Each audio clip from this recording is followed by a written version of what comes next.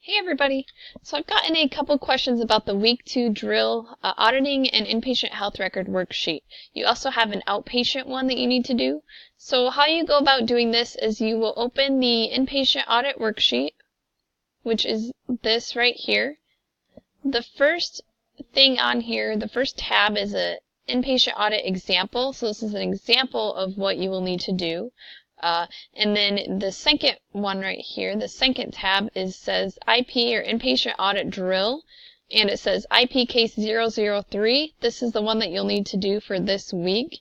So this is the only one that you're going to look at for this week. And then what you do here is you're going to go through here and look to see what is correct. What do you think the principal diagnosis that was in that record was coded correctly, or do you think it was chosen correctly, coded incorrectly, etc.? Same thing with the secondary diagnoses and the principal's procedure and the secondary procedures. So if you go back and look at that record that you need to open, so again this record is right here, inpatient health record, and it says inpatient record 3, so that is the same one that you're going to be looking at in the spreadsheet again. So when you look at this, what they have as the principal diagnosis is congestive heart failure. And then they have their secondary diagnoses listed as well.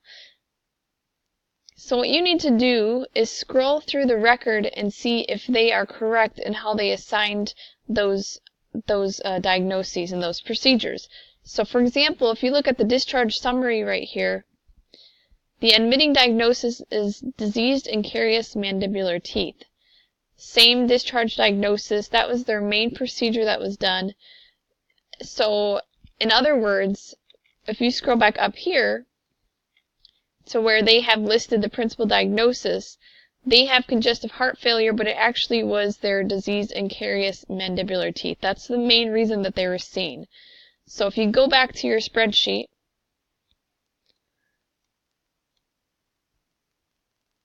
and go to where it says principal diagnosis, it was chosen incorrectly and it was coded incorrectly. So you can just put congestive heart failure was chosen as the principal diagnosis, but it should be the diseased